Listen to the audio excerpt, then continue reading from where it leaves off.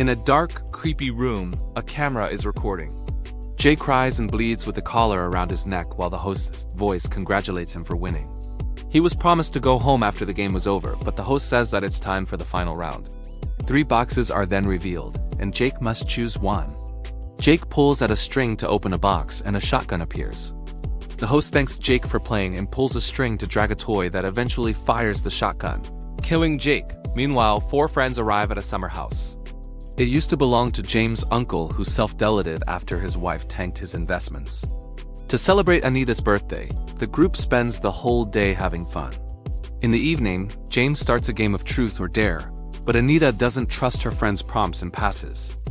Melissa asks for a dare, and James tells her to kiss Anita. However, Melissa doesn't want him to objectify her preferences and says no. James insists this is his house and he should get what he wants, and Anita admits she doesn't mind. The girls share a short kiss, and then James tries to kiss Melissa too, but she immediately pushes him away. A furious James complains about their lack of cooperation. Suddenly, they hear a strange noise outside. Matthew thinks it was nothing, and they shouldn't worry, but more noises soon follow. Everyone is frozen, staring at the back door, and James uses the chance to jump scare them. Anita wonders if they should call the cops, while James grabs a fire poker and goes to check it out. The others prank him by turning off the lights, so he has to use his phone. Suddenly, he's startled by a scream, but it's just Melissa who has sneaked out. At that moment, James finds something in the plants and brings it back inside. Everyone is shocked to see a camera with a tape that James wants to watch. Matthew thinks this is creepy, and Anita believes it was a bad idea to bring it in. When James reminds her who owns the house, Anita points out that nobody here actually likes him, and they just hang out with him because of his money. So she proceeds to destroy the tape. A furious James yells at them and says he wants them gone, saying horrible things about Anita's sick mom. For now, the friends can only go to their rooms. Meanwhile, a mysterious person silently enters the house. James is having a shower and sees the bathroom door suddenly open. He grabs his razor and gets ready to defend himself as he's startled by a presence, but it's Melissa again. She says she may be interested in him, and he shows her what's under the towel. Yet she only laughs because it was another prank. Matthew starts picking up the trash in the living room, not seeing the shadow in the neighboring room. He notices that the light on the camera is red, and when he finally turns around, the shadow is gone. After taking out the trash, Matthew goes upstairs and is shocked to find Anita unconscious. When he checks on Melissa, she's the same. He calls James, but the mysterious person surprises him from behind with an injection. Matthew runs downstairs to look for James, but he can't see him. He then runs outside and passes out. Sometime later, the 4 friends wake up chained to a wall with a camera recording. They see their attacker whistling and moving some stuff around before leaving the room. James starts pulling at the chain to no avail, and their kidnapper is amused by watching them on his security cameras in his dressing room. Afterward, the man returns to the room, and the group finally sees Barry, the masked host, who presses a button to bring the chains in. Then he does a countdown to start the show, and the lights reveal some mannequins that are supposed to be the public. As music and recorded applause play from a speaker, he introduces the 4 players to the public, and Anita is shocked to hear he knows details about their lives. Barry wants the friends to play rock, paper, scissors, but the group is confused, causing him to call for a commercial break and run back to his dressing room. When Barry gets some shears from a drawer, he accidentally hurts his hand. James thinks this is a prank for a reality show, and Anita points out that shows do give sedatives to their players. But James insists someone set this up. Anita reminds him he's the only one who can afford to do this. After bandaging his hand, Barry goes back with the shears. He asks them to come forward and makes them play rock, paper, scissors. The final results are all over the place, so Barry decides to let the ladies play first. He tells Anita that if she defeats him, she can choose a prize. Anita chooses paper, and Barry chooses shoot by forming a finger. He admits his move is invalid and says she can choose her prize, scissors, or shoot. She goes for shoot. Since Melissa did paper during the first round, he makes her open her mouth and uses a card to slash the corners of her mouth. Matthew used rock, so Barry hits him with a rock on the head. Next, he cuts off one of James' fingers with the shears. Lastly, he pulls out a gun and fires it at Anita, but only a flame appears. Instead, he hits Anita on the wall by pulling back the chain, which knocks her out. A few hours later, Anita wakes up. An argument ensues as James starts throwing accusations again. Suddenly, Barry comes back and reveals the wheel of pain on the wall. Everyone begs for mercy, so Barry says he'll give them a chance with a bonus round. If they confess to the worst thing they ever did, they get to leave or die. He asks James first, and when he refuses to answer, Barry hits him in the groin with a cane. James explains he was in a car crash and his father took the blame. The person he crashed into died in the accident because James never called an ambulance. Barry keeps pressing the cane until James says that the victim's name was Ashley. Next, Barry puts the cane on Anita's neck to make her talk. She admits that to pay for her mother's surgery, she made an adult website and now regrets it. Then, Matthew explains he scams people online and has seen everything his friends have done on the internet. He tricked an old couple into giving him their identity, but didn't even get the money because he accidentally sent it into a blockchain. Melissa admits that the dog shelters she works for don't have enough money, so she sold some pit bulls to a dogfighting ring, pointing out they would have been put down anyway. Afterward, Barry makes Melissa spin the wheel. The result causes Barry to give him a viewfinder, which she must use to go through some pictures. If she identifies the 3 famous cities in the photographs, she wins. She correctly identifies Paris, and when she passes to the next picture, a needle starts moving closer. The same happens when she identifies New York, but she fails the 3rd one. Barry says he must punish her. However, everyone convinces him to give her another chance. Melissa uses the viewfinder again, and as soon as she presses the button, the needle stabs her eye. Everyone panics and refuses to spin the wheel. So Barry does it for James and gets his favorite. He grabs a drill and explains he should chase James around the room, but he doesn't like the guy because he talks too much. So he flips a coin and James ends up winning. Then Barry puts the drill in Anita's hand and tells her to drill Matthew's ear. If she doesn't, he'll drill Melissa and James. A countdown begins. So Anita has no choice but to drill Matthew's ear, leaving him in unbearable pain. She drops the drill when she's done and it breaks. Barry yells at her in anger and says she broke the rules before taking the tape from the camera and returning to his dressing room. He puts some tape on the videotape and writes Matthew's name before adding it to a pile of the same thing. Moments later, Barry returns to the room and announces that this round is a bit different. A screen calls the game Wildcard as he explains the rules. 1 question. Everyone answers, and the highest score wins. Barry says he has asked 100 people to name the body part that aches the most, and wants them to guess the answers. Matthew says head, Melissa says knees, and Anita answers stomach. James keeps trying to reach Barry to beat him up, but the chain just makes him fall.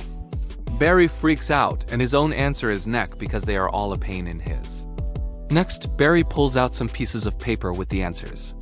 Number 1 is head, 2 is muscles, 3 is neck, and 4 is feet.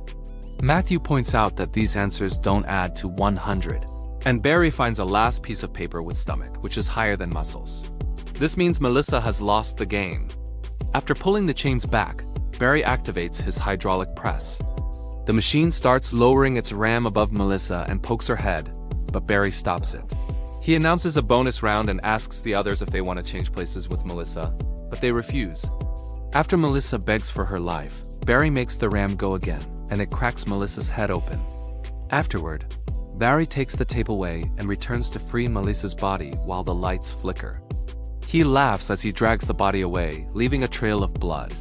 In his dressing room, Barry takes off his mask and does to his face the same thing he did to Melissa's mouth. Other scars indicate this isn't the first time.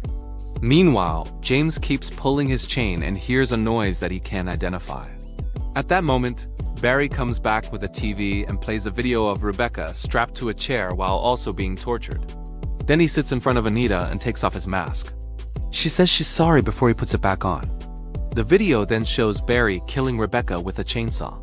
After Barry leaves the room, James says he looked familiar. Anita thinks Matthew knows she lied about the adult website, and Matthew confirms it before telling James that Anita used to work for the Barry Miller Show.